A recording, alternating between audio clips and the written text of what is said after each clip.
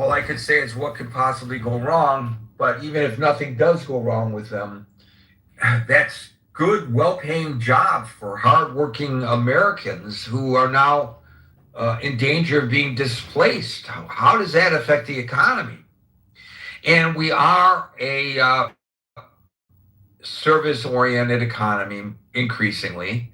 Well, in order to maintain that economy, you need people who are working to, get a paycheck in order to feed the economy.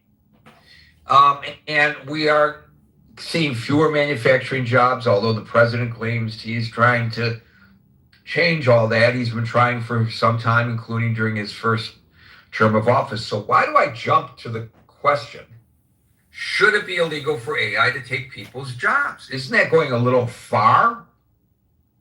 Perhaps so. But in China, they have just passed legislation that makes it illegal for AI to take a person's job. That's pretty revolutionary, in my opinion, especially, by the way, in a country that has really fully embraced AI. The president has indicated, I think correctly so, that we are in a race over AI with China. And I don't know if that's a race to the top or a race to the bottom. You guys can tell me what you think in the aggregate, which it is. And we know that the Chinese rely heavily on AI to keep tabs on their populace. So it's not like they're abandoning AI at all. They're embracing it and they are expanding it. But what they're just saying is that, yeah, you could put trucks on the road, to use that example, new trucks on the road, and they could be self-driving, but you can't displace a truck driver with a self-driving truck. That truck driver has the right to hold his or her job. So I know in many respects you have heard your moderator being critical of China for a lot of its policies. But I think that they're way ahead of the curve with this one. I'm all for protecting people's jobs, if at all possible. I'm not anti-technology, but I've always been in favor of protecting people's jobs if possible. Just anecdotally, when I was a reporter in Detroit, I worked for the all-news radio station, WWJ, which is the premier radio station now, I think, in Detroit. And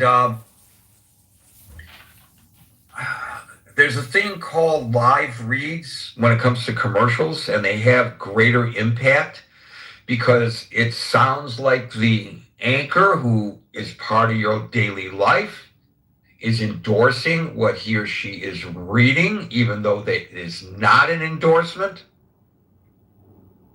And I told them when they asked me to anchor, I can't anchor. Well, you have the ability to anchor. No, I will not anchor. Why? I will not read. I will not do a live read for robotics, because they actually were advertising on the radio station to a very, very, very narrow segment of our audience, advertising for robotics to replace people working the assembly lines in the auto industry. So they were looking to the board members and to the decision makers of the big three automakers, which comprise less than 1% of the total audience of the radio station. But it was an important buy because it was an all-news radio station. So typically people who are in executive positions would tune in to get caught up on the news, especially during their daily commutes. So while it was wasted on the ears of a lot of people, it was impactful for that small target audience. But my argument was, well, what about all these other people who are working in the auto industry, and they're going to be driving to work or driving home from work, and hearing Gary reading an ad for robotics that would potentially replace their job. I said, no, I refuse the promotion. It's considered promotion to go from reporter to anchor. I turned it down because I just could not stomach the idea of doing a live read. If they wanted to hire somebody to pre-produce those ads, I was all for it, but they were paying a premium for the anchors to read the ads. So that's my bias coming from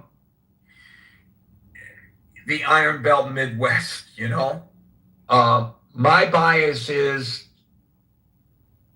jobs should be protected if at all possible, while recognizing that technology marches forward. I understand that.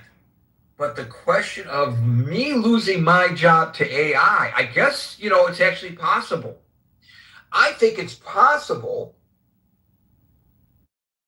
to replace a moderator of a gathering like this with AI. I think it's possible. I think I mentioned this once before. I was part of a fledgling think tank, and the head of the think tank put together a one-sheeter and gave it to these podcasters who then discussed the think tank and what we were intending to do based on the one-sheeter he presented. And then he sent to me the podcast, and it was a man and a woman discussing what we were doing and who the principals were and what our goals were and the positive aspects of it and the negative aspects of it. But guess what? It wasn't until after I heard it that he told me I wasn't listening to human beings. I was listening to AI-generated voices. And if you stop and think about it, right now, you could go to any AI program and you can point and you can say, what are the benefits and the deficits for AI taking people's jobs? Should it be made illegal? And it'll print it out in like 5 seconds with pretty good specificity and well-analyzed arguments for both sides. Well, now all you got to do is program it so that you got two people discussing this in a podcast kind of setting, alternating the paragraphs. Well, yeah, that's true, but blah, blah, blah, that kind of thing. I don't think it's that hard. Well, this isn't a paying job, and I guess it's not the end of the world if I'm replaced here by AI, but I certainly wouldn't want to be replaced at my real paying job by AI, and I don't think many of you would. So with that, I'm going to open it up to you to hear what you have to say about the question, should, as it now is in China, it be illegal for AI to take people's jobs? Marshall, you lost your hat. I'll give it back to you in a second. Scott, followed by Alan. Well, Gary, I mean, look, I think, is it Trumpeter or whatever, the economist that said, I'm getting the name wrong, I'm sure, but the concept of creative destruction, right? I mean, look, how many horse and buggy makers and repairmen lost their jobs with the car? I mean, should we have seen that? I mean, should we have preserved those jobs or not? So this is part of what technological advances do. They're always disruptive. Nobody would think that the car, for all its disruption of things and certain kinds of industries, wasn't a net plus, right? I mean, Scott Galloway is he calls himself an AI optimist, not an AI apocalypticist. That he thinks it'll actually create more jobs. But regardless, the cat's out of the bag, right? And so we're not going to go back, and we're not going to make laws about it not replacing jobs. I don't think. I mean, I think we'd have to have a radical social shift for something like that to happen, right? And I think yeah, I don't think. And I mean, we really could argue about should that happen. Again, creative destruction is always disruptive, but usually, almost inevitably, these sort of advances create widespread gains for us all. So I mean, even when it's tough to see it in the short run. Second, I just want to go back to Plato's Phaedrus, right? I mean, the Phaedrus is, of course, a dialogue where Socrates, Plato's mouthpiece, tells a story about Thuth and Thamos. Thuth is the Egyptian god of invention. He goes to Thamos, the king of Egypt, and he says, "Look at this thing I've got writing." And what's that? Thoth? Am I getting it wrong? Thuth? It's not. It's not. Thuth, yes, the god's name is Thoth or Thoth. Thoth. Okay. Yeah. So Thoth comes and says, "Look, I got writing. It's going to be amazing. It's going to be the greatest thing in the world. It's going to make people smarter. It's going to increase human capacity." And Thamos says, "No, it's not. It's going to weaken memory. It's going to, writing can't answer questions. You lose control of the audience in a way that the live instructor doesn't. People can read things and misread things. It creates false confidence, right?" I remember Tom Gillespie, the president of Princeton Seminary, told an incoming class, "Remember, an ignoramus is somebody, it's somebody that doesn't know something you just read." And, Thamos goes on to say that, real philosophy is dialogical. I think that's Plato's point. But, Plato here is being dialectical himself. I mean, he's not saying writing is all bad, because he can't be saying that, right? Because he's doing it in a written dialogue. But what he's saying is there are always dangers to technological advances. There are always warnings. There are always things that we can be cautious about. But ultimately, despite all of Plato's warnings, we would say writing and reading is a net gain, right? over oral culture, right? It's a huge gain, disruptive as it is, and despite all the sort of critiques and false confidence and pseudo wisdom and things that Plato points out that writing can create, a lot of which can be said exponentially more for AI. All that being said, I think it's going to probably be a net gain, but one that's going to be incredibly disruptive. And it will both benefit us and traumatize us, like many and most major technological advances do. So thanks, Gary. That's my story, and I'm sticking to it. I'm coming to you live once again from Marion Golf Club at the U.S. Amateur, my friends. Take it away. So, Scott, let me frame the question personally for you, if you don't mind. You're a minister.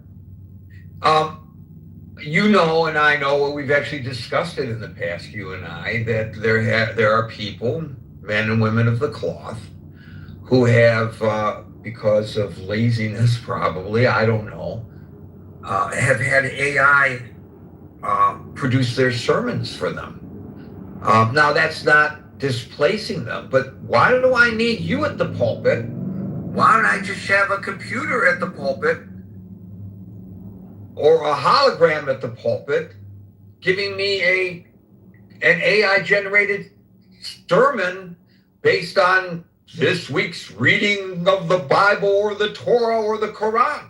Because most congregations are small. That might work. I don't know. That might work in a mega church where most people don't have a connection with the person up front. So, by the way, Modi in India campaigned by hologram a lot of places. So, no, but I don't know.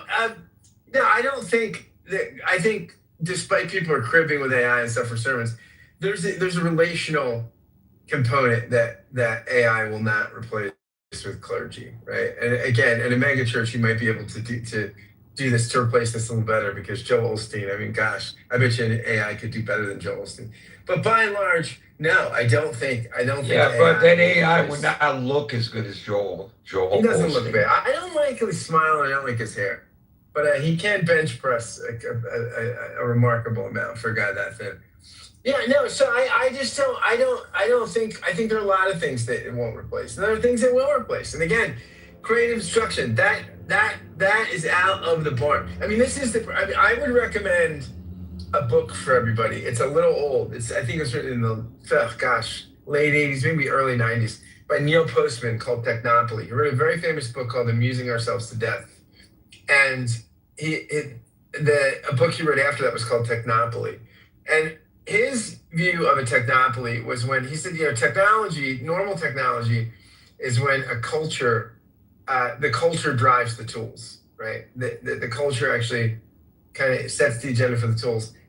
He said technopoly is when the tools drive the culture, drive and create the culture. Now we might be in a technopoly, and that's something we'll have to deal with, right? I mean, but we're not enough of a traditional society. If we were a traditional sort of pre-modern society with sort of sacred authorities and things that could put horses back in barns, you might be able to resist some of this, but that's not with the society we are, right? It's just there's no putting the horses back in the barn. They're out the barn, my friend. And so, yeah, I think again, I think it's going to be a net positive, but there will be a lot of casualties along the way, and it sucks. I mean, but that's what technology and technological advances displace people. It's inevitable. Just remember that while cars replaced horses, they did not replace Teamsters. Alan, followed by Marshall.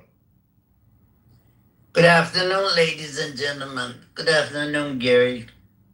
You're not going to be exchanged by anything. You're not the, how do you say it? What is the word? I am unique, but not necessarily everybody's cup of tea. Above that, you are unique plus.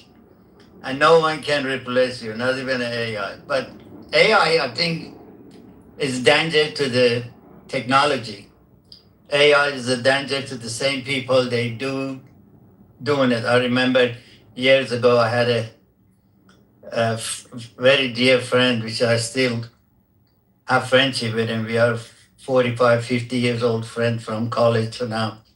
And he was a programmer, and they had a papers he signed. The program he writes, it cannot be replaced other employee. That was the deal but that deal went out of the picture long ago. So the only people, I think Indian, they are more than anybody else. Indian from India, they are the more people in danger than life, because they are they are in the high tech. There are certain jobs it cannot be. I don't care how far, the individual sales shop, I don't think it can be replaceable by AI. But Scott is right. This is the life is going. Later you ask someone, how are you? First thing, his finger goes on his phone and he put a question to Google, how the hell I am, and get the answer and pass it to you. Without that, is lost. So it is what it is. What can we do? Yes, they are, but there are some changes in the past, but didn't replace human. But this thing is they're trying to replace human, and that's nothing new. Humans' value is going out of the picture. If human life doesn't mean anything, and if they stay hungry, they stay hungry. They bang in their chest. The social democrat, they bang in their chest, we're going to throw a piece of bread and a glass of water in front of you, and you stay sharp and you have no right to say anything. That's what this life is going through. Look at how much right you lost in last 20, 30 years, gradually, step by step. Now we got to the point of they taking a big giant and human, they cannot do anything. But I'm glad it's the end of my life. I'm glad I had a good run. I'm glad AI comes in and not going to affect my life. I'm pretty much set. And hopefully these guys stop dragging his feet up. But I understand the gentleman tried to buy my shop. He is facing the same obstacle every one of us.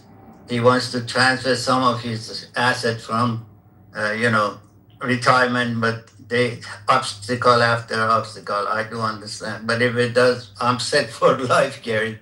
I ain't worried about AI or a me-I or an NI or any kind of I. I'm done. Back to you. Hopefully, all the Alan, I was laughing when you said, you know, you have to go to Google to ask, how are you? And I know that was supposed to be a joke, but in actual fact, now with ChatGPT, you can sync your ChatGPT with your Apple Health application, which is monitoring your health. And so actually, you can go to ChatGPT now and say, how am I? And get an answer. So there you go. That's exactly what my point is.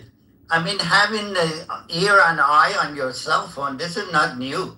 I practiced it, I tested it many times. Me and a friend sitting here, and deliberately we talk about some product. Guess what? In the 5 minutes, our cell phone will get bombarded with the email. Our text is all bombarded with the email about that particular. Right. They claim that they're not listening. Oh, they're not listening, but we get it. Try doing this if you don't have a cat. Periodically say around your phone, kitty litter, and see if you get advertising for pets. Thanks, Alan. Marshall, followed by Agent.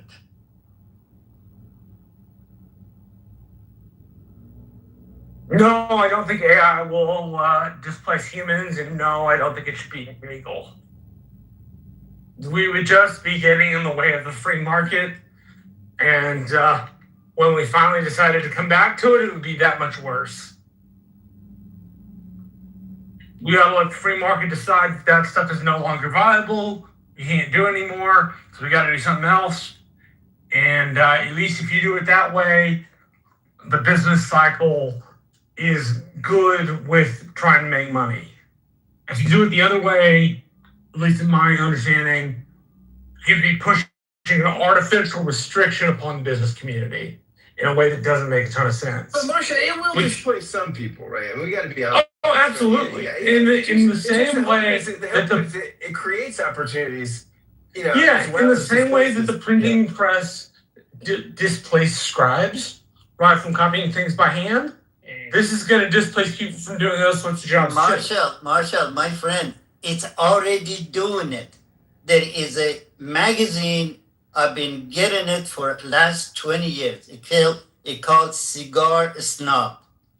Okay, this magazine been famous with find the most beautiful woman around the world and pay them well to have picture half nude and it's a very sexy picture, and they have cigar in their hand. Guess what? Last week, this gentleman, his name is Mark. He used to work in the oil industry, but since things went down, he has been unemployed. He was sitting here. He read that. He turned around to me, says, "Hey, Alan, guess what?" I said, "What?" He said, "It says right here, all these picture is generated by AR. That's for you. Those women, they were making money off them body. They cannot do it again. It's not far from everybody else. Come on. I am an eyewitness. I hope I was thinking like I'm saying is like artificially holding up a market because it's good for humans means that when we finally have leadership that doesn't want to do that, there will be a really big retraction and a really big cut for people who make their money doing stuff that AI could do. It's better to let AI make those jobs obsolete than it is to continue them around. Because when you finally decide to get right with the business cycle is going to tell you, no, you can't do that. This is no longer profitable, right? And like that, I'm not saying everything should be judged by profit because I don't think it should be. But I am saying that I think that if you are to artificially stop AI from taking jobs, there's going to come a reckoning point in the future where the jobs that have been saved in AI come together, and the people who would have lost their jobs initially will just lose their jobs then. And so it's better to lose your jobs now then wait a year and a half or 2 years because we propped up the market than to have you lose now. I'm not saying there should be some sort of a universal basic income because I don't think the United States can afford that at all. I think if you cut most of the social programs, you can make a try at it, but you'd have to cut most of the social programs. But I think if you outlaw AI from taking these jobs, then when you get somebody in power who wants to go by the business market, all of those jobs are going to be trashed anyway. So you might as well cave to the market and find something else to do than wait for protectionism and the market to collapse on you 20 years later.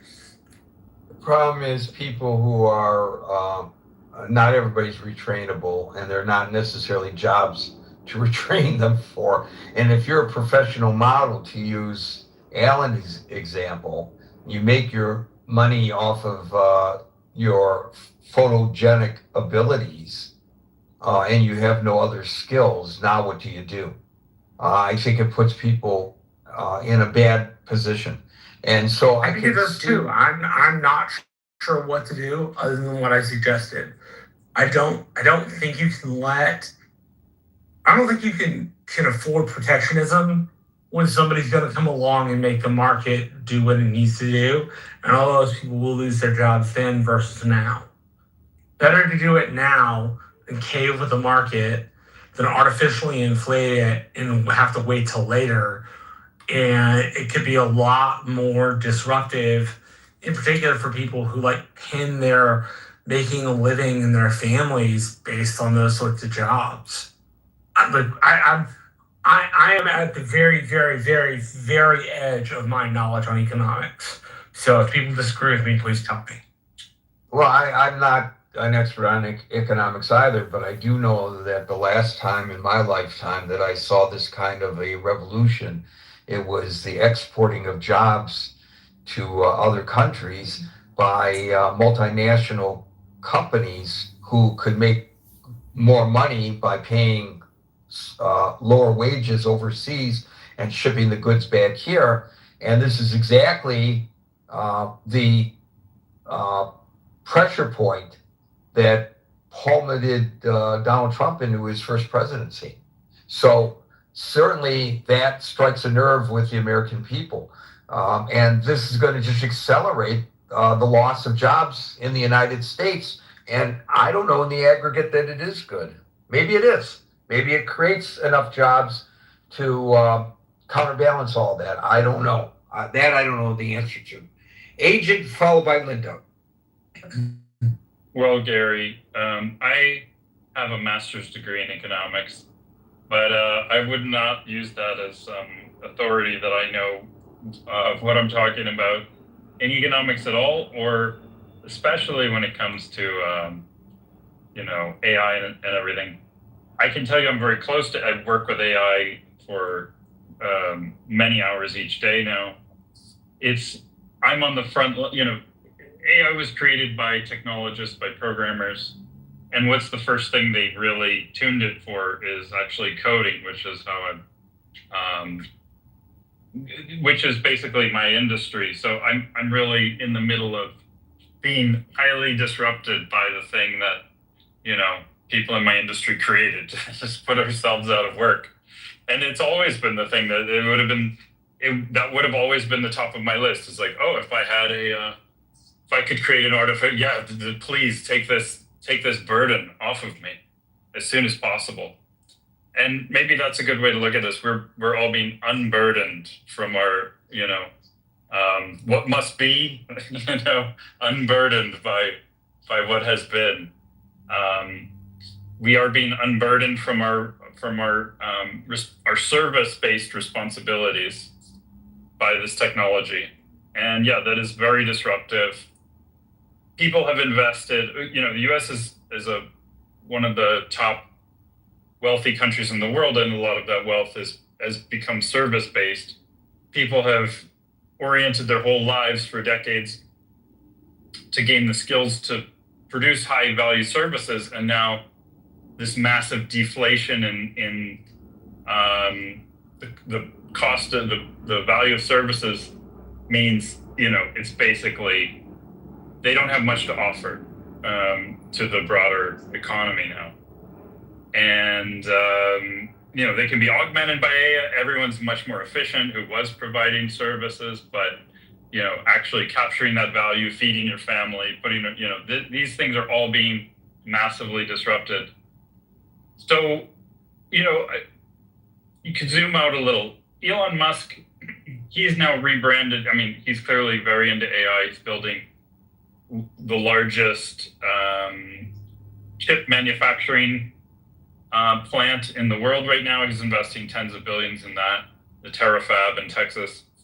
He has created two of the biggest AI companies, and one of which he still owns, XAI, part of SpaceX. Anyway, he says that it's going to make all forms of human economics irrelevant going forward. And he's rebranded, for instance, Tesla to the mission or the purpose is sustainable abundance. He thinks the solution or the direction that everything's heading for is not just universal basic income. That's very passé now. That was possible with just our old service-based economy. Hello? He's talking about universal high income. Can you still hear me? Yeah, somebody's mic got stuck open. Oh, sorry. So yeah, we're moving towards, if everything goes according to plan with robotics, with AI, we're moving towards, an incredible level of material abundance. But still, yeah, what the rich person's need or their ability to contribute scarce, valuable things to the rest of, the economy is going to be pretty much wiped out. So either we give people some kind of ownership stake or we give them some kind of handout stake or whatever, but we are going to have to upend all of what we have been used to for how people exchange, how people create value or capture value, and feed themselves and so forth. That's all going away. Is the direction this is heading. This is very scary for people. This is just, and temporarily, this will put a squeeze on a lot of people, as it is doing to me. But it's going to a much better place. I think people need to be confident about that. I'll just zoom back into what sparked this, the Chinese. This is obviously a short-term solution. They're all in on AI. They're all in on robotics.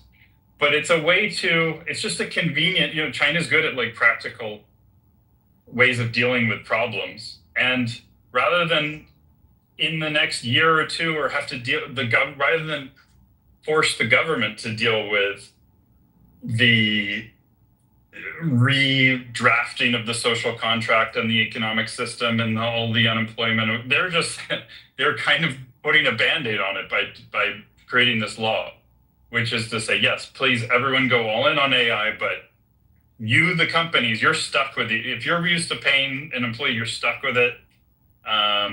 It's your problem to sort these people out, and it's your opportunity to find something productive to do with them.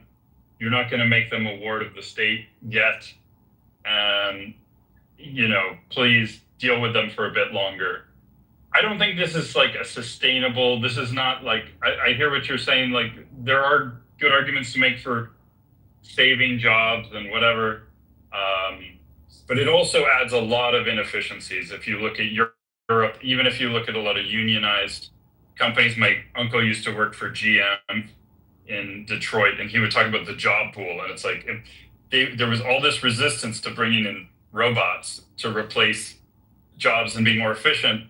Because then they were, with the union rules, they're forced to just have people sit in a room and get full salaries, and they just sit. That was their job, to come and sit in the room and get their paycheck indefinitely, because they couldn't be fired according to the union. That's basically, China's just done that on a national scale.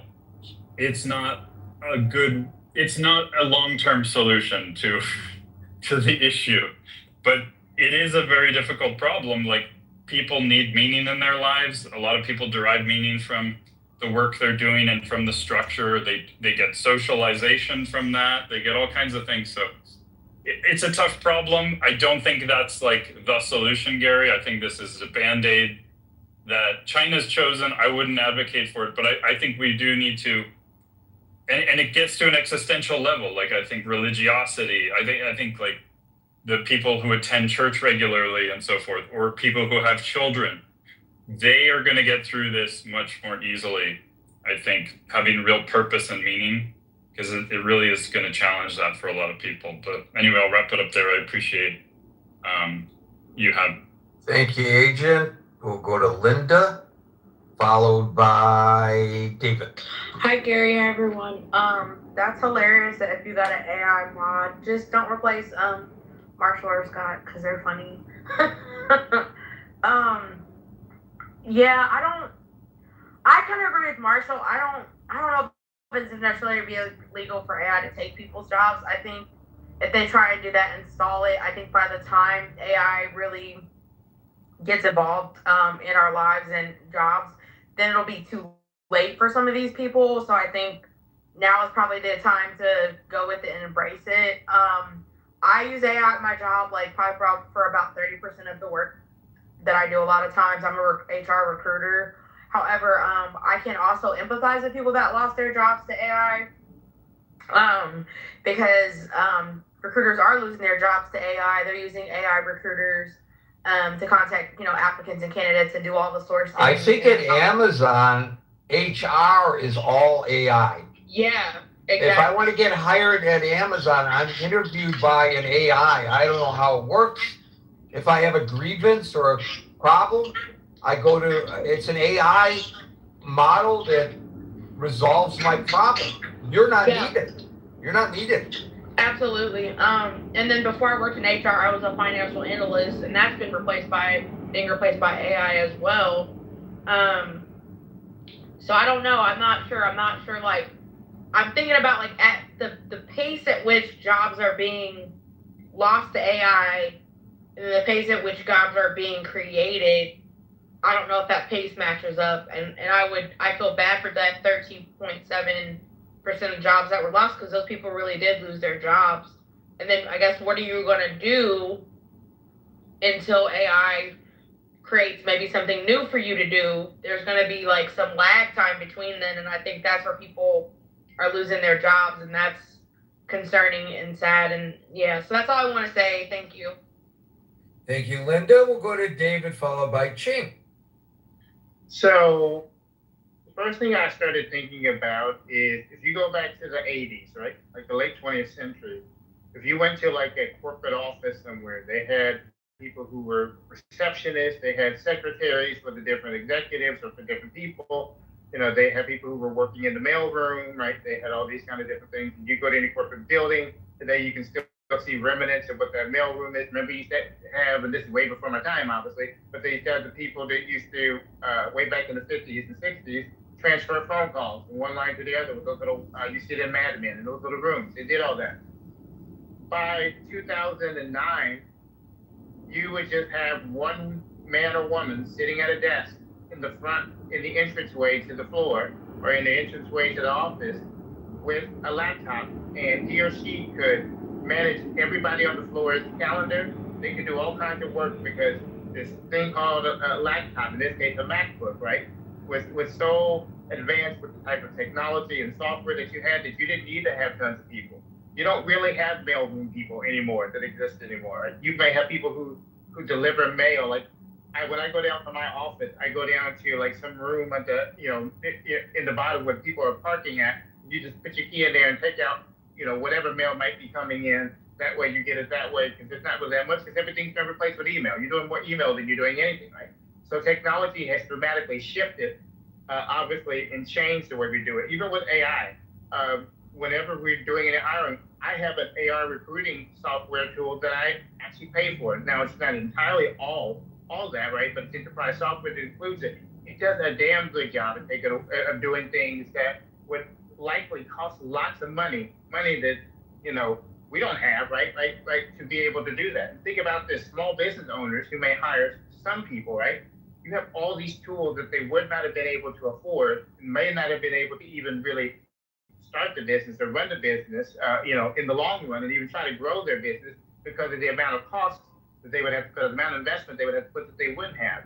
So technology in and of itself, and even the much more AI related technology, has helped small businesses. It's helped medium-sized businesses, and it definitely has helped corporate businesses. So I think I'm going to ring through with a lot of the other people here is that we're going through a change. This change is happening a little bit quicker than we're used to. It used to be that the technology advanced every 7, 10, 15 years or something. And so we had some time to really adjust to it and figure it out. But it is moving at a rapid pace. So I understand that the way things are moving, the way things have been moving in the last 15 or 20 years is a lot different than we've ever seen it before. So there's some concern about that. But I would not try to engage in any kind of protectionism policies of that sort of thing. We are just going to have to deal with the fact that this technology is here to stay. It's going to be integrated into our lives more and more, and we're going to see the future. Somebody I think it was Agent that mentioned something related to UBI, right? Universal Basic Income, or if you want to do the Milton Friedman version, it would be the negative income tax. You'd get rid of the welfare state, but everybody would get the equivalent of, in today's world, I would say the equivalent. Back then, he might have said 35,000 or something like that a year, but it would be given to everybody, regardless of your income bracket of a month. Maybe it's $56,000 a year that everybody gets a monthly check, regardless of income, right? That they can have, in place of some of that. But there will be changes. There will be new jobs. There will be new things that happen, new things that come about. And so, no, I don't think that we should engage in any kind of rash idea of engaging in what China has tried to do to outlaw anything. The other thing I also mentioned too is, if you remember when rideshare things started up, the taxi industry was lobbying local governments to stop the rideshare because they said, hey, they're cutting into their their income, they're cutting into whatever money they were making. And I just looked at it and said, it's not my fault that you got caught up with a $30,000, whatever $1,000 medallion, and you were almost enslaved to the owner of the taxi service, right? I like the fact that this person can come directly to my door, and I don't have to pay for what, I don't have to watch the meter to figure out how far we're going before the price is too out of hand. I know what I'm going to be paying right there. Look, this is technology for you, a little bit of AI I put into it, but it's still got some human. I know exactly how much I'm going to be paying for it. I know exactly how much it is. I like that idea. And in San Francisco, we already have the autonomous cars. I don't have a problem with it. They're fine with me. I don't mind using it. It's just this is where we're evolving to. So I think we have to embrace it, a little caution, right, in there. But I think we just have to embrace the future, and this is just what's going to be. That's what I have to say. Yeah, you pointed something out at the very end, and that is that all those Uber drivers, which is an entry-level position for a lot of people who are first generation in the United States, all of those Uber drivers are going to be replaced by self-driving cars. All of them. They're going to be gone. They're going to have no jobs. And I don't know, maybe that's good for the economy. I think these AI jobs are probably good for the companies, because the companies have greater efficiency, so they have greater profitability. But it's not necessarily good for society as a whole.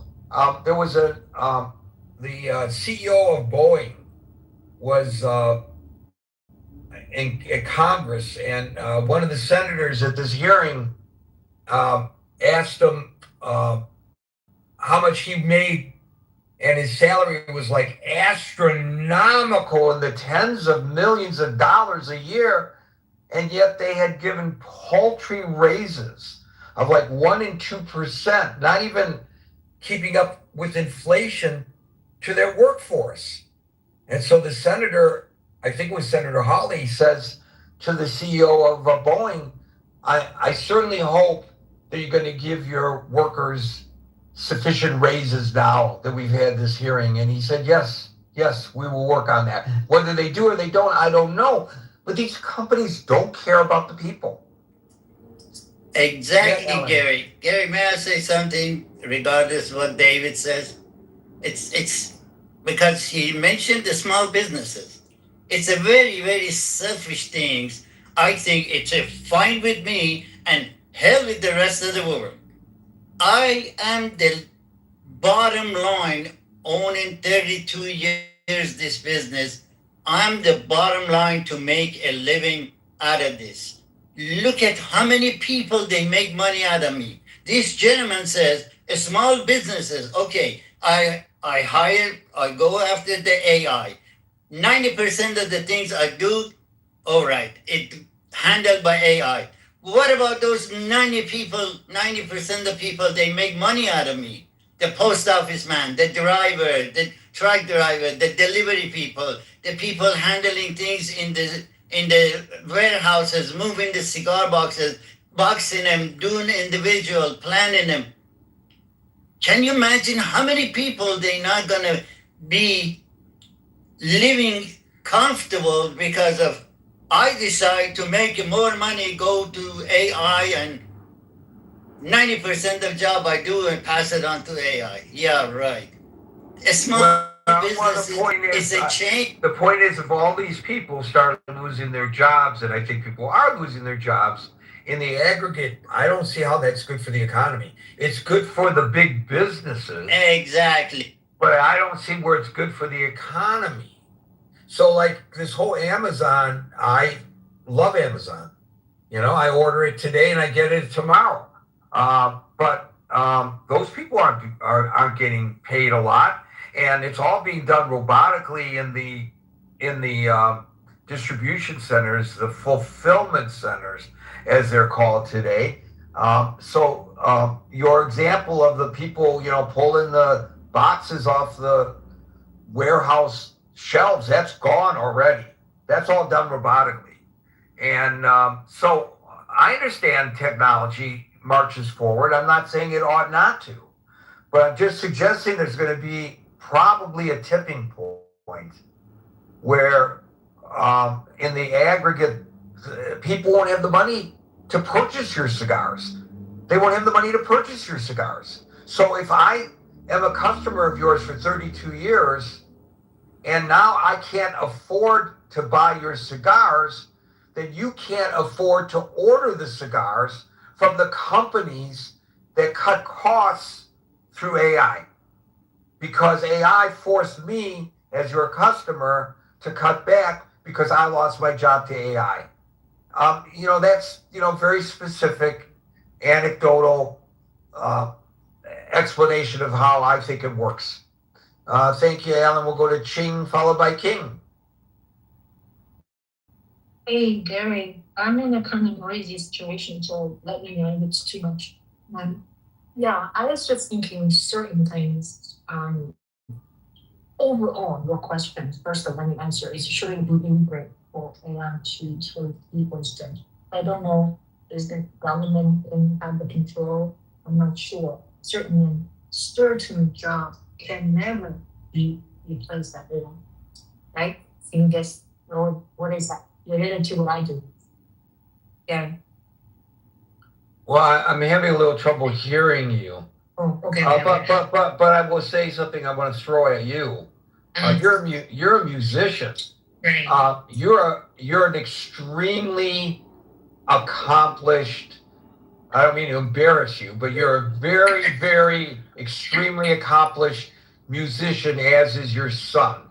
Mhm. Now we can replicate what you and he do with the violin with AI. No. Why do we need Ching to play the music for me? I mean, so what does that do to the humanity of it all? Because that's what music and art is. It's humanities. What does it do to the humanity of it all? I forgot the exact number. Somebody can look it up. The percentage of the musical postings on Spotify that were produced by AI. I know a friend. I got a friend. He's got a band in California. And it was always his dream. I knew him when he was young. He was, a hippy dippy kind of guy way back in the day, long hair in the 60s. And he's still got long hair except where he's lost it. And he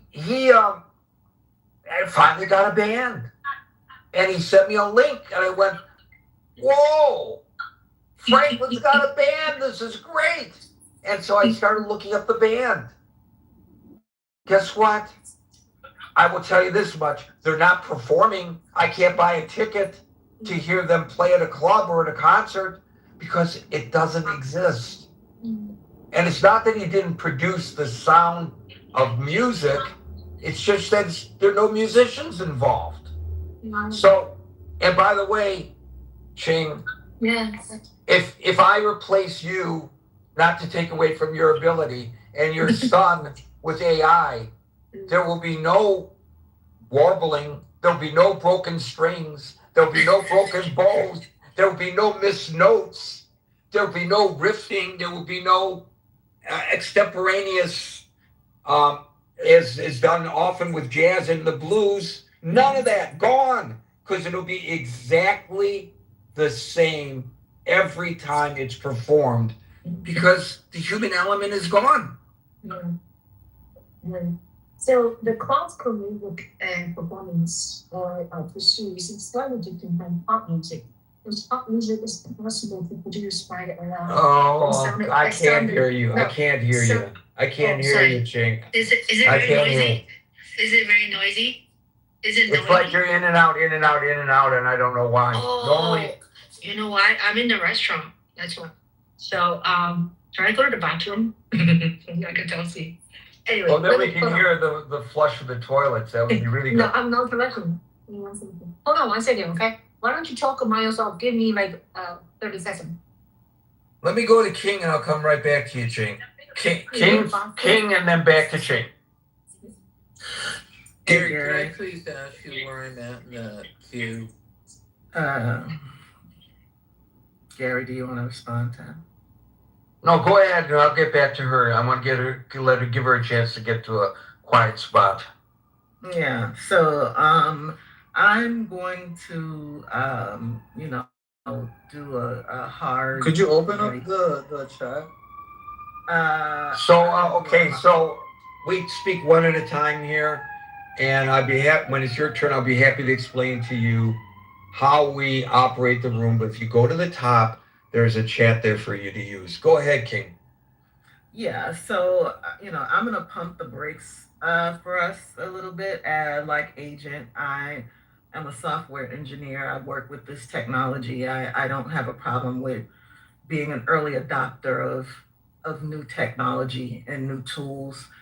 I just feel like people only have the most superficial understanding of what this is going to cost.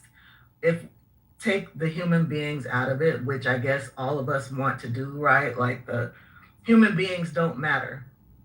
Our jobs don't matter. Only thing that matters is efficiency. But the resource consumptions of the infrastructure that drives this technology is anything but efficient. So there are other factors that should be considered when we talk about innovation. We have to still talk about responsibility. And I think that is something that China is doing that this is not happening in the United States. And I'm sure that has a lot to do with the fact that, that even their billionaires are bound by their system, right? They're in check. There's so many poison pills. Like I'm the more and more I learn about the economics of the technology, the infrastructure, and the more and more I hear the leaders of these innovations talk about it, the less I feel good about it.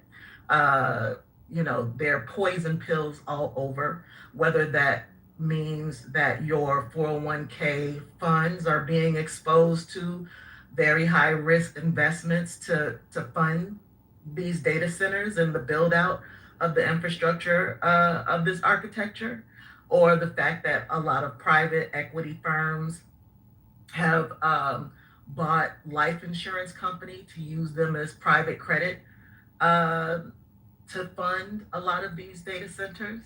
Um, I don't hear people talking about the potential impacts to our money, our money, our savings plan, our retirement, our life insurance policies. With the life insurance, there are already laws on the books that if they become insolvent, they're bailed out automatically. They don't need a TARP like a bank does, right? And so private equity firms have been buying up life insurance companies for years now, and a lot of the ways that they're deploying that capital is to the build out of AI.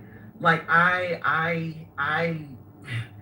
at a loss for words. The more and more I learn about this thing, I don't know why or how people aren't hearing about the real concerns about the infrastructure, what's happening in Salt Lake, how people are up in arms because of the water situation and the fact that nuclear power plants are being built in their backyards, again, to supply the enormous amount of power needed to run these things. And it's not just for small business. AGI is like, it's a whole nother concept. We haven't talked about, and nobody has brought up ethics. Nobody has brought up guardrails what the Constitution means in an environment where your overlords basically are the people who run the machines, and the machines, like, it's really real. And people in their local community are really who are being impacted are really making a fuss about some of the infrastructure issues. But like I said, there's economic issues that we need to be concerned about. And for Christ's sake, we have to not stop being concerned about each other. Like, we're talking about not just one sector of the economy or one sector of jobs. We're talking about multiple sectors of white collar jobs. Say goodbye to the middle. Like, are we really, we're saying goodbye to the middle class? Like, we're ready to make that sacrifice for somebody else's bottom line? I don't understand it. And yeah, it's I don't understand it. Why people are turning over and laying down. I don't know if it's the SSRIs we're taking. We just have lost the ability to recognize real threats to our livelihoods and our lives. But this shit is crazy, Gary.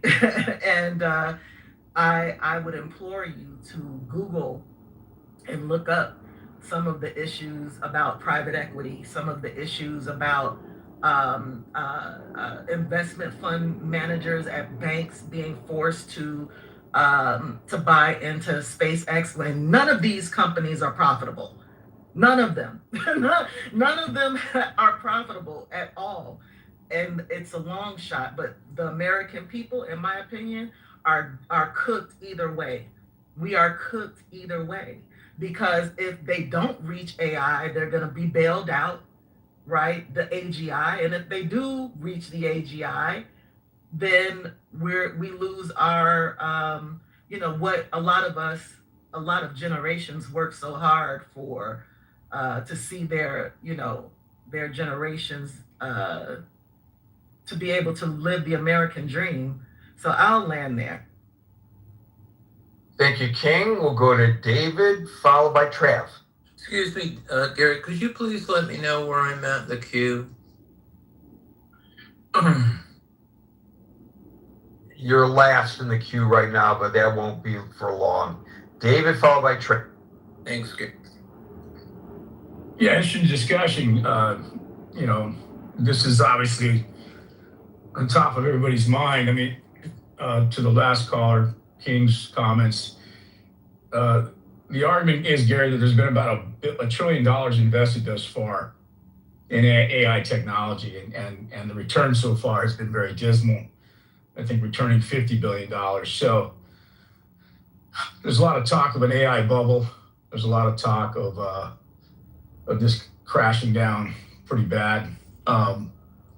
So how long can it last, and how do they monetize this? Where do they derive the return on investment that shareholders are going to demand, private investors and the like? And this is sort of emblematic of the iterations of economic disruption since America's inception, and even before that in industrialized England. And Karl Marx had a famous saying about capitalism and how slavery was the dawn of that, and how what we have here today is really machines working for free on some level, displacing paid labor. And this is what arguably caused our massive civil war as a result of the South wanting to expand with slave states to keep their institutions alive and well, versus the paid labor. Except this time, it's not human beings; it's machines who are being enslaved. So it doesn't matter, right? Yeah, that's my point exactly. So ever since the dawn of capitalistic growth and profit motive, labor's been the big cost to getting rich, to controlling the means of production. It's always been a cost center. And the iterations of transitions from the railroad onward, we brought Chinese labor over here to build that in factories, and when slavery was outlawed, child labor was resorted to. So we've had a series and an ugly history of labor and taking care of labor.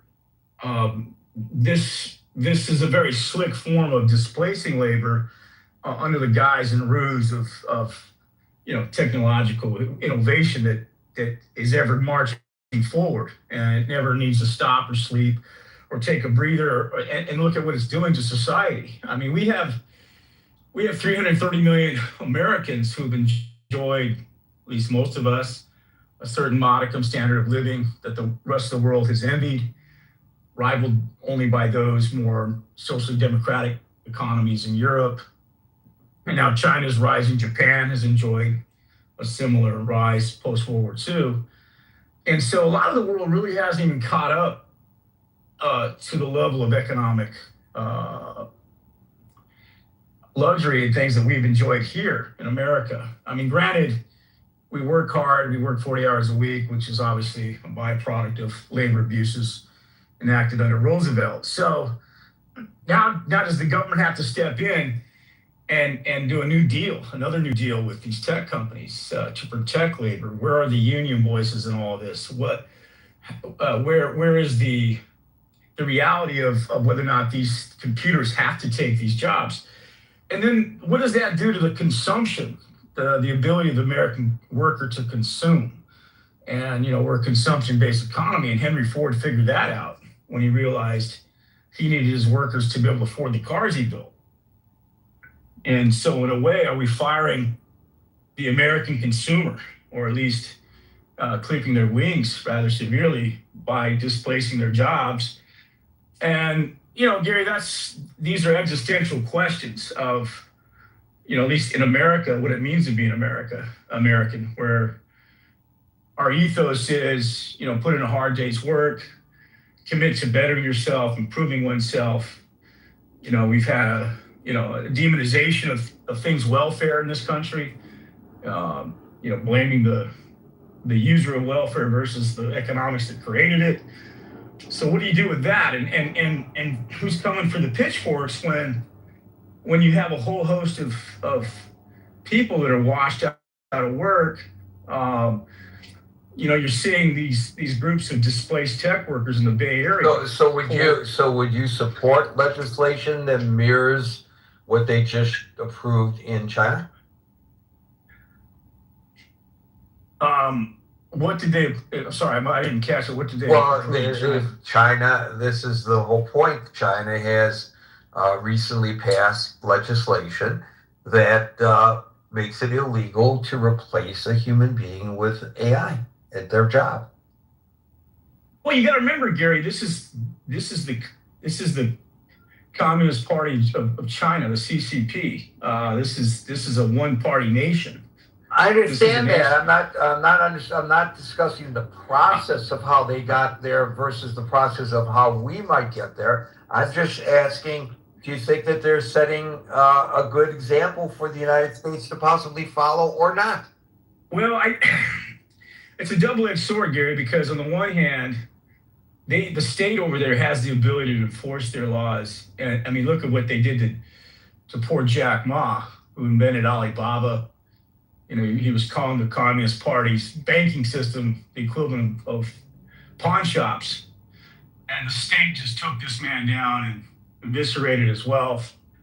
We don't have that same, we can do it here, but the lobbying effort by these big corporations, the Elon Musk. Well, and I don't know whether it's possible based on the lobbying effort of Elon Musk at all, but I'm just asking you in concept, is this something we ought to strive for? I think we need to look at that and examine it from a standpoint of because look, China knows what will happen if their workforce gets washed out. They built their whole entire growth and ascension based upon a materialism. So are you arguing that it can work well in China, but it would not work well here? I think it's going to be difficult to impose. And I think it's impossible to impose, probably. But I'm just asking you: is it something that we should do? If you had the magic wand and you could change the law, would you impose such a law? If you were the next president of the United States, you wanted to bypass Congress, as is now the new norm, and write an executive order that would say that no AI can replace a human being at his or her job, would you do it? I wouldn't do it as broadly as that, Gary. I would, because that's like, I don't know if that's what China wrote, if that's the law they wrote to the exact verbiage you described. But I would say I would maybe do it from a percentage standpoint, or you'd have to make a case that this AI is essential for America's competitiveness. It's essential for our industries to stay, in the vanguard or in the dominant lane of being in their industry. Right? Right now, I cannot, because of my age. I'm a protected class because I'm old. So if they cannot just say, to use the AI analogy, they could probably replace me with AI. But I'm just saying, to use the AI analogy, they could not just say, Gary is making X amount of dollars. We can bring an entry-level person in at 1/3 of what he is making. So let's just lay Gary off and replace him with a 20-something-year-old and save all that money. Well, the law says, no, you can't do that because I am a protected class. They cannot remove me from my position unless the position is being eliminated or unless it's for cause. So why can't we do the same when it comes to AI? You can't replace Gary with AI just because you want to save money. You have to have cause to replace Gary. Yeah, no, I think in those cases, with jobs like yours, your contract agreements and everything else, I mean, this is where the smart people in the room have to sit down and say, how much of the American economy or the U.S. labor force is going to go broke over these policies, and how do we protect those folks, and how do we make sure we don't bleed jobs and put them on the doles of unemployment and welfare and everything else. I think that's where they have to really understand and get the full snapshot of how powerful this AI can be in terms of attacking people's jobs.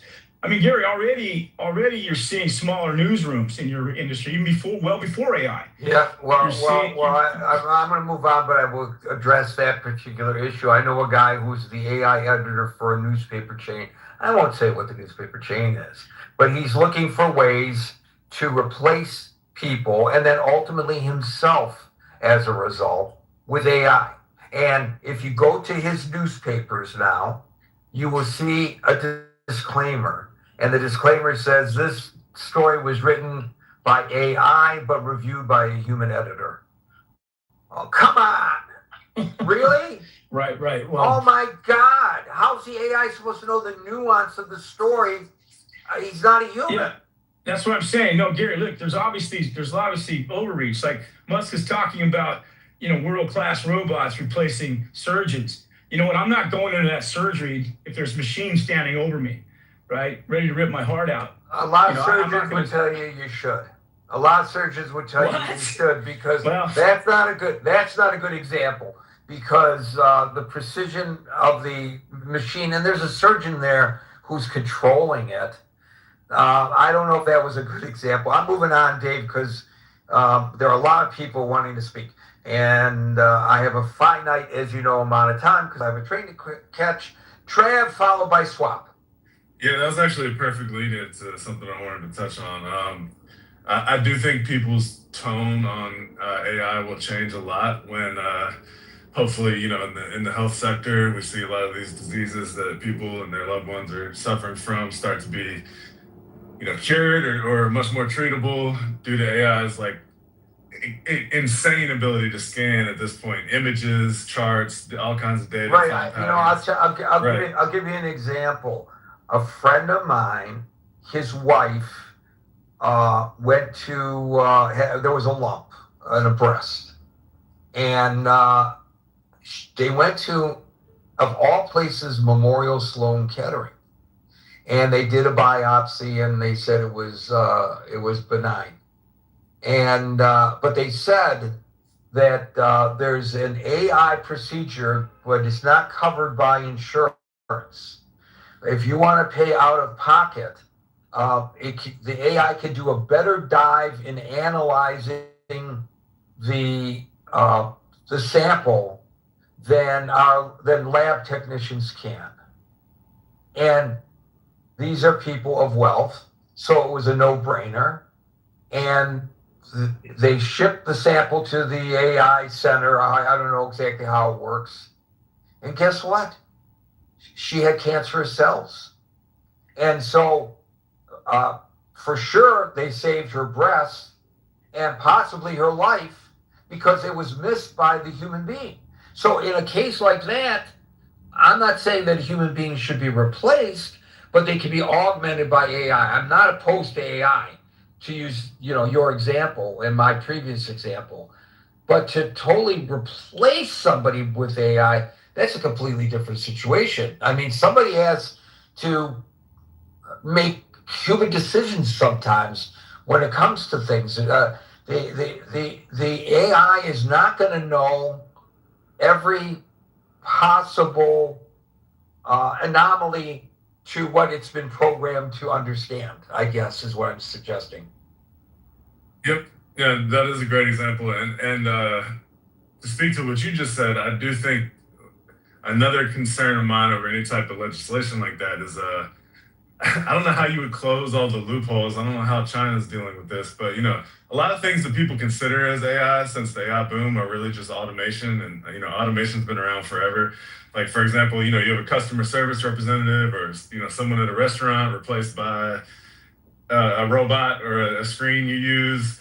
That's just pure automation. That's an actual programmed algorithm. Now AI can make it smarter to where you could ask it questions it wasn't programmed to answer. Instead of just, yeah, I'll take a large fry, you could say, how much money would I save if I got this instead, or whatever. It can actually think on its own.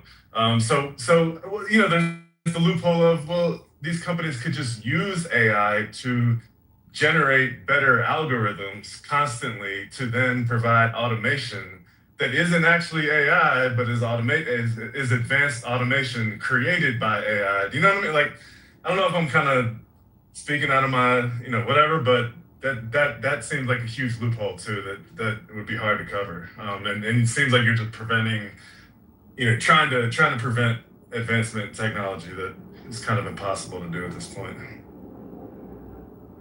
Agreed. There are going to be exceptions. You can't just pass a rule without allowing for exceptions. And I don't know, as Dave mentioned earlier, we don't know the nuances of the Chinese law. So whether they have the ability to pivot when necessary to AI, when the AI can do a better job than the human being, I don't know the answer to that one. That's a good question. Thank you, Trav. We'll go to Swap, followed by Ben. I think this is like a legal thing mostly. It's actually less of a tech thing than it is. Because like how do you define like what it means for like someone to take someone's job, right? Or for like AI to take someone's job? Like how can you like prove that definitively and deterministically? And that's what like the language around that, and I think the legal aspects of that have to be like very precise and stuff like that. So I feel like that's like a legal thing. Like the word illegal is actually like very charged, right? So Well, it wasn't intended to be charged, but I could have you said prohibited, but there's not enough room in the but who's in the gonna title to prohibit do it? that. You know what I mean? Like if it's not like the government, it's like real like government only really has like that kind of power. So like I feel like legally, I mean I'm not a lawyer, but if I were a lawyer, I think like whenever a company starts using AI, I think you have to like do like an audit of like, okay, like what do these AI like tools do? And then you say, okay, who used to do all these AI, like who used to do all these tasks like for us previously? And then you track like those people, and like if they get fired following the acquisition of those AI tools, then I think you can make like an argument that AI displaced those people. And then like once you're able to prove that, then you still have to like be like, okay, but is that okay or is that wrong? Like should it be illegal? I don't know if it should be illegal, but there should be some kind of consequence. I don't know what that consequence is, but I do think there should be some kind of consequence. As you were talking, I was thinking about the question of souls. And this is a better question to put to Scott than to me. But do AIs have souls? In my concept of what a soul is, AIs do not have souls. But the point is that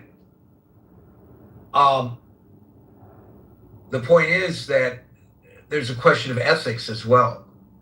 Not many companies do this any longer, I'm afraid, but some companies still have a board or a person who's in charge of looking at the ethical ramifications of decisions by the company, and at least recommend to the executives what ought or ought not to be done based on the question of ethics.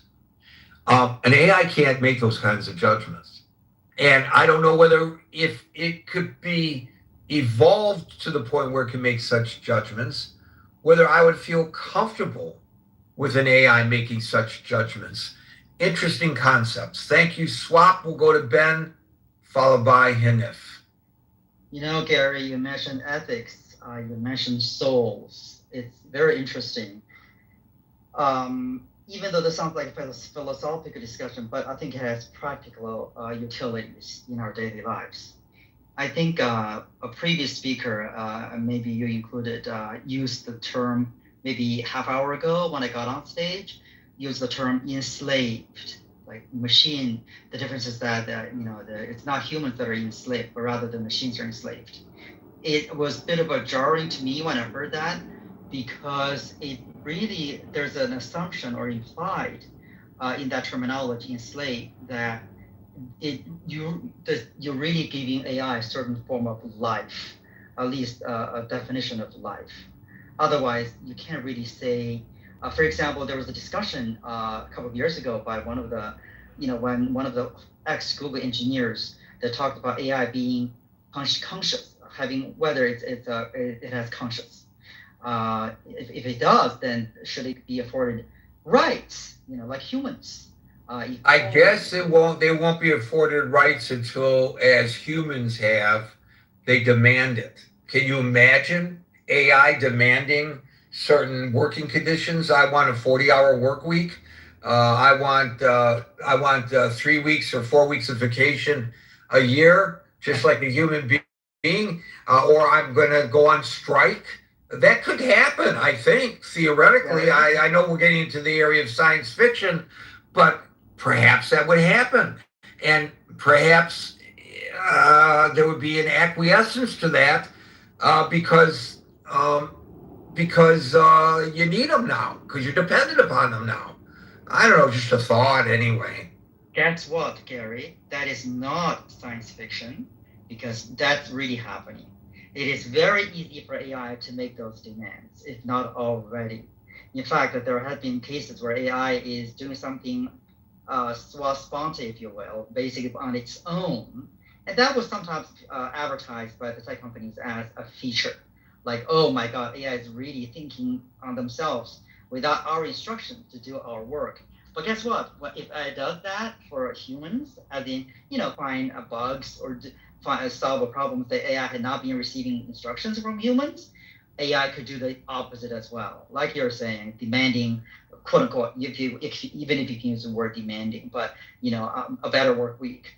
But guess what? Before that happens, Gary, I would advocate that humans make those demands first. For example, the term 3-day weekend, how we revere that terminology. Oh my God, Monday is off, Friday is off.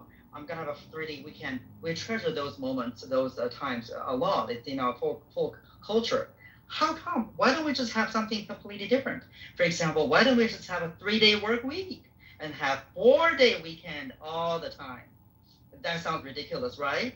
Well, I think there are some jurisdictions that are still considering that. I think already in some European countries, a 3-day weekend is almost, if not the norm, but common. And it's common in England. It's a 4-day work week in England, so. There we go. So it's not a huge jump to consider to have a 3-day work week, meaning 4-day weekends all the time, 52 weekends a day. Well, if AI takes over the way I suspect AI might, we may be forced into 3-day work weeks. Well, be careful what you wish for. You know what, Gary? That's my platform in my campaign. When I campaign for the next political office, that'll be part of my slogan, and I'm hoping that's going to get me some votes. If not for others, at least from people in this room, right? Well, at least from you, Gary. I told you a long time ago I would vote for you if you promised me free bus service and free food or cheap food.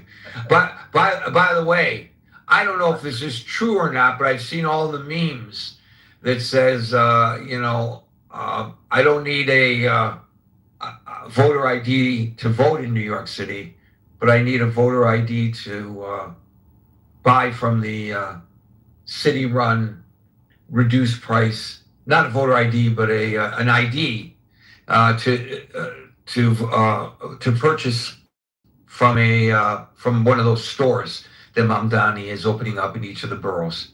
So I mean, at least we got our priorities. We don't want to show ID that may suppress the vote, but in order to get food, you have to have ID. And it makes perfect sense. So back to the topic of this room, shall it be illegal for AI? I think it's a classic, it's a great debate topic, but it's a classic answer to this question, which is that it depends on what is AI and what are the jobs that we're targeting. Like the previous speaker mentioned, if it's automation, that's been happening for a couple hundred years. In my profession, there used to be a profession called a typist. Like these individuals did nothing but typing the transcription recordings of the senior partners that recorded like client letter, because those senior lawyers did not know how to type. So there was a job literally just listening to the audio tape and then type out in paper letters from a typewriter. Nowadays, then computer. So those jobs are gone, right? Most people can type themselves. or same thing as making reservations on the internet. That's a job, right? Travel agency, those were jobs up until not that old. I'm not young, but I'm not that old. But nowadays, making reservations, making ticket purchases, those agency jobs. I wish they were still around because I'm trying to book a flight right now and with connections and different destinations, and my mind is ready to blow up. And when my aunt, may she rest in peace, when she was alive, obviously, and when she was younger, in the workforce, she was a travel agent, and I would just call her and I'd say, Aunt Roz, I've got to go here. Can you find me the best deal for this? And and she always did. And she knew all the ins and the outs. You don't know the ins and the outs of all the nuances of all this stuff. What time of the day should you be booking a flight? What day of the week should you try? When the tickets first go on sale, or do you want to do it at the last second? All these other things. Those people knew the answer to all of that. Now you're not going to get any help from the AI on that. Well, I mean, you're supposed to, but in honesty, there's a more sombering thought, Gary, in all of this, is because we have always assumed having a job equals to livelihood. People that don't ask whether you're happy or not. In the olden days, they ask, do you have a job? Do you have employment? Because that's assumed. One, if you have a profession, if you have an employment, then you can pay your bills. You can have a house, car, wife, husband, kids, all that kind of stuff. Well, I think philosophically, fundamentally, it could happen in the future, where not now. I mean, the AI now is not AGI. It's not even close to doing what I'm about to say. But maybe in the future, we don't need to equivalent your job to your livelihood. Meaning that if you're a human, it would be okay for you not to have a job or a full-time job, yet you're still a functional member of the society.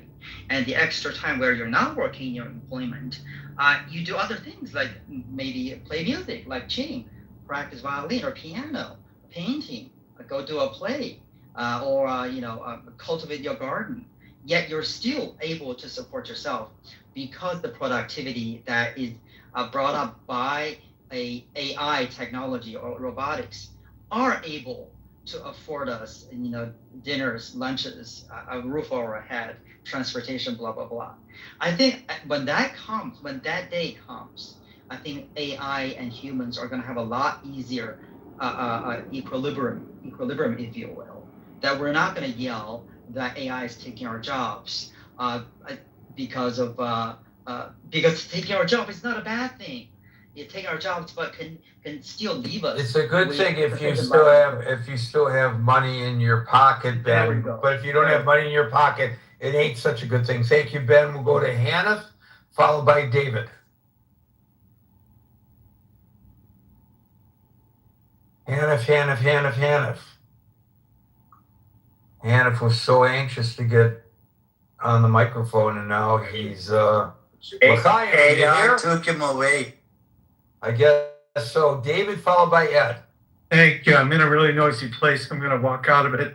I'm glad you mentioned the medical part at the end because it makes you seem more aware of what AI can do than what you said at the beginning. Coming from Detroit, they've signed their death warrant. Elon Musk needed to build cars. The first people he went to was Detroit. They've been doing it for 100 years. And he walked into their plant and they hadn't modernized anything in the last 30 to 40 years. And he knew walking out of there that he had to build his own production lines. No, that's not true. That's absolutely true. It's in his book. Not true. That's not true. There was a complete makeover of the auto industry long before Elon Musk walked into any plant in Detroit or in Dearborn, Michigan. A complete makeover. It went from Henry Ford's concept of the Dearborn assembly plant, where it was all soup to nuts at one location, where every part of that automobile was manufactured on site, to just-in-time deliveries, a supply, and minimalized assembly lines. It was not manufacturing any longer. It was assembling that was going on. there was a massive change. And when that change took place, they found ways of instilling robotics that replace people. And it's a completely different automobile industry today than it was when I was a young man. And that was long before Elon Musk came up with his dream of his electric or self-motivated cars, long before. Well, Gary, I'm not going to argue with you. I'd like one day for you to walk through one of his plants and walk through what you see. I'm not suggesting that his plants are far more modernized than what the big three can offer, but I am saying that it was not as antiquish a visit. It wasn't like going to an automobile museum. It was modernized. I'll give you that. The workforce had been trimmed way down. I could look at the number of people. They used to do 4 shifts at a plant. The Model A plant in Highland Park, Michigan, didn't have 3 shifts. It had 4 shifts. There were people coming and going all hours of the day and night, 24 hours a day, because of the overlapping shifts. And that was no longer the case by the time Elon Musk, I'm not saying he's not a visionary, but long before that, it had been modernized and trimmed down to a lean, mean fighting machine. That's great. But the unions are fighting that, right? And like someone else said, actually not. They actually did this in concert. That changed as well. The tension between the industry and the unions changed when they realized, both of them, it's like going to war. When you strike is like going to war. Both sides lose. yes, Look what's we'll going on never right make now in up. Iran. We're losing. Iran is losing. The Yes. president is right. Iran is losing. Iran is right. The United States is losing. They're both right. Nobody wins in a war. I've learned that much in your room. Yes. Right. So what they did decades ago, they did this joint venture where there would be signs at all the union halls and all the plants. It would have the logo of the company and the UAW logo, and the slogan was unity, not unity. There was another word they used, is job one. But that's basically what they were saying, that working together is job one. And they did. And instead of there being this great antipathy and tension between the union and the employer, there was an era of cooperation. Now, whether that's good or bad, trade unionists might argue bad. But for the industry, it was a good thing. I don't think it's going to be great for AI to be legislated to not take people's jobs. I think we live in a world where it is happening in other places. I think that we can't stop that train. I think that there's a lot of wasted money on AI because they're throwing money at it and not knowing the right questions to ask. I think the CEO of Uber, who will have self-driving cars, said that they spent their entire budget on $900 million on AI in the first quarter of this year, and they don't have much to show for it. So there is a lot of waste in corporations that way.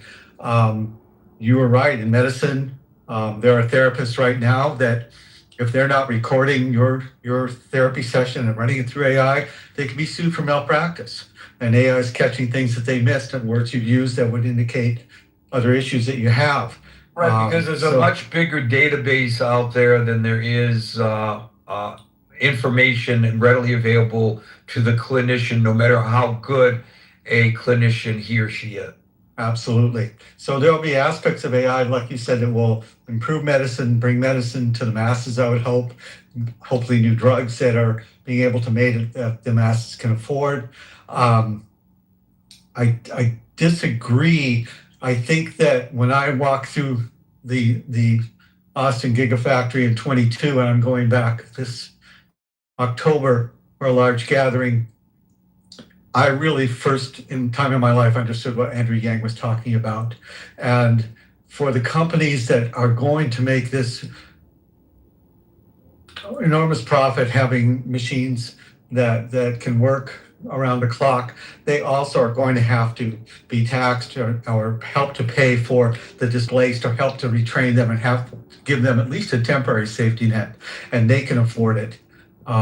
They aren't going to want to because they've even borrowed money to invest in AI right now and they want that return, but certainly they need to be made to help with that. And they will have the money and the savings to do it if we legislate it. I'd like to see AI somewhere else, and that's in government. If we had 100,000 AI Nick Shirleys going through what we spend in each agency in local and federal government, we could pay for a lot of things. And politicians don't want that, and that will never happen. But there's a lot of use for AI that can benefit us. I don't like the fact that it will take people's jobs either. I think that you need a purpose in life. Sometimes it's your job. We will need people who can spend money in the economy. So we're going to go through a lot of pain, and maybe there's a chance we'll come out the other end better, maybe worse. But this is going to happen whether we like it or not. I think you're right. AI properly used probably would have done a much better job of actually rooting out excesses in government, but without doing so wide a swath of cutbacks that it turned out to be more costly than Doge did. Sure, Doge was a disaster. It would turn out to be counterproductive. It turned out to be upsetting the apple cart without benefit. The applesauce never was made when the apple cart got knocked over. So I think you're right that AI could be used in a situation such as that and in medicine to augment the work of doctors, but they're not going to replace the clinicians with AI. They're not going to say, my doctor is going to be removed from his position, and when I go to the office, my physical exam is going to be conducted by AI. So that doesn't necessarily, it's not necessarily analogous to the question at hand. In many offices, it already has, and AI is running at the actual exam you're running, and it is also being used like my therapist example. But last time I was seeing my doctor, had the weekend off, and I needed to go in there. I've had some health changes, and I was seen by his assistant. Right, she's not a doctor, but she was able to look at my records and talk to me and indicate a course of action. And we didn't need the doctor there necessarily. No, physicians' assistants are great. They do a lot of the work that doctors, don't have to do now. That's a good thing. But that's a human being. Oh, sure. I don't know if I have, a cough that that I want anybody other than my doctor determining why I have a persistent cough. But thank you, David. We'll go to Thank Abby. you. I appreciate your time. Sure, I appreciate yours. Abby, followed by Ed. Hi, so I came in late. I don't know if you discussed the legal profession or not and how AI is changing it. No, we talked about the legalities of how to do this, but not how it affects the legal profession. So it is transforming, like dramatically transforming the legal profession. I mean, it's automated so many just basic routine tasks and our research that we do. I'd say, at least half the law firms, if not more, are utilizing it pretty dramatically. How we summarize and work with just case files, it can do what would take hours. It can do it in seconds. It can look at documents and it can flag problematic clauses when you do contract reviews. I can go through the litany of changes. But it doesn't replace the attorney. And I'm going to tell you, it makes the attorney's work easier and augments their research, but it doesn't replace you as my attorney, right? No, and that's where the point. There's a very important point that although it can, speed things that take hours into seconds, it doesn't, it doesn't have the ethical obligations that a lawyer has. And the input of client data into the system can also be risky because you're putting confidential information learned from a client out to a third party, to an AI model. And that the lawyers still hold all the professional responsibility with respect to the ethical obligations of it. But it does allow lawyers to focus their time on maybe court strategy and interpersonal skills like negotiation skills and more advocacy. It frees the lawyer's time up that way, but it's very, very much changing and now that there are also the other pitfalls are that it's citing fake cases and that lawyers have been caught. We just had something in my city where someone used a AI to write his argument to the court and they flagged a fake case. And he got heavily disciplined. I don't know if he'll get disbarred. I haven't followed how far along the discipline action is going. But it made scandalous news in the city as a result. He was a very prominent lawyer who did it. So, it's imperfect, but it will replace a good chunk of the work done in a law firm, and definitely what young associates do and how young associates learn. So much of that can be done by AI, which is problematic because that learning curve is so important early on. So that's what I wanted to. Not at all dissimilar to what I do in the newsroom, because as an editor, I have to fact check. And oftentimes I will go to AI as my first point of reference. And then I will go from there to find it. Then I have to fact check the AI. I can't take it at its word. Otherwise, I may be putting disinformation on the air. I asked the question not too long ago, did President Trump recommend such and such? And then, and then it might give me a source, and I might go to like a news article, and it came back and said, Donald Trump is no longer president of the United States. He was president in 2000. No, it just didn't recognize that he came back as president. So there's a stark example, and obvious and easy to fact check that they were wrong on that. So yes, any attorney who is too lazy to double check the research of AI and present it as an argument in a court is at the very least going to be referred to the bar. And there's no doubt about that. And rightly so. Thank you, Abby. We'll go to Ed, followed by 7. Hello, everyone.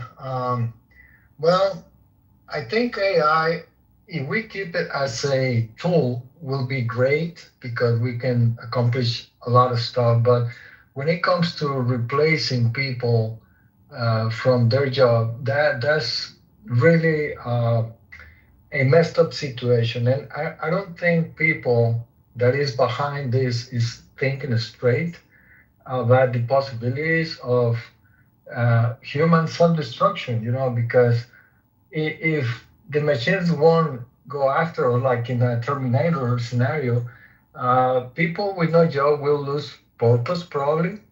Maybe a new generation will be fine, but the current people living on Earth, they're gonna probably don't know what to do. Some people might adapt to the laziness. Some people might be, I don't know, starting new creative stuff, whatever.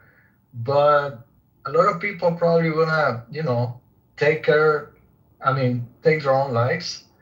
I don't know. It's kind of scary to think about it.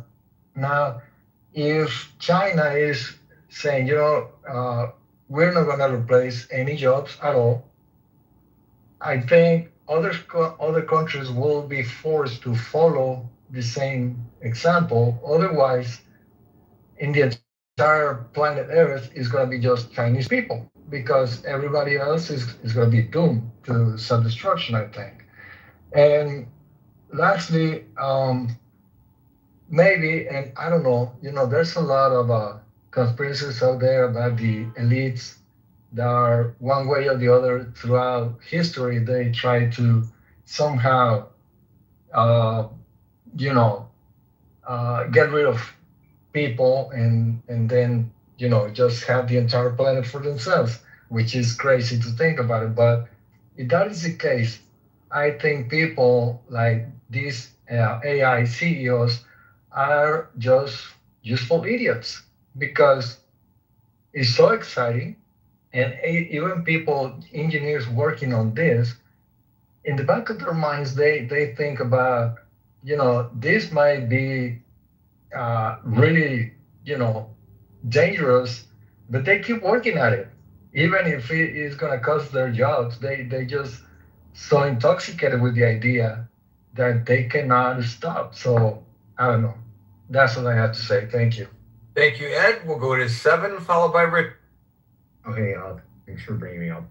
I guess the first thing I wanted to say is that earlier you mentioned that it's not possible for an AI to help with like booking a flight plan or something, but really early conversational AI systems like Siri are able to use intents, which is like a much simpler thing than large language models to like book flights.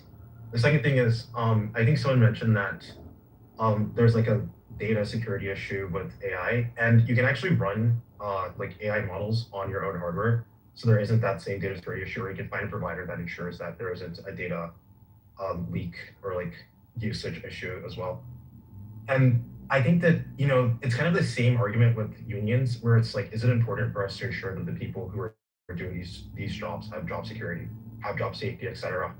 And while those things are important, I think that we shouldn't create policies that inhibit the development of AI because it has potential to increase material conditions. I think instead we should create policy that ensures that everyone has access to the things that they need, like jobs, or maybe not jobs, but like something to do, or like healthcare or whatever, that they wouldn't be able to get because they're not, that they wouldn't be able to get because they've been economically displaced by AI. Thank you for that, 7. And you're right. There are non-internet connected AI models that you can run on your own machine. And I've been reading about that, and I think that's an excellent possibility because I mean, when you're communicating with these AI models, you're giving them personal information, and they're storing it because you can come back later and it's going to remember what you discussed months ago and pick up that thread. So it's storing that information. And whenever there's a storage of information off-site, there is a vulnerability, no doubt about it. Thank you for mentioning that, 7. We'll go to Richard, followed by Simon. We just wanted to say a few more things. I think Abby said that. Sorry, Richard, but just I think Abby mentioned the threat of like hallucination, and I think there's like a recent development in AI called mechanistic AI, which is which is more deterministic, and I think it would solve some of like the hallucination problems.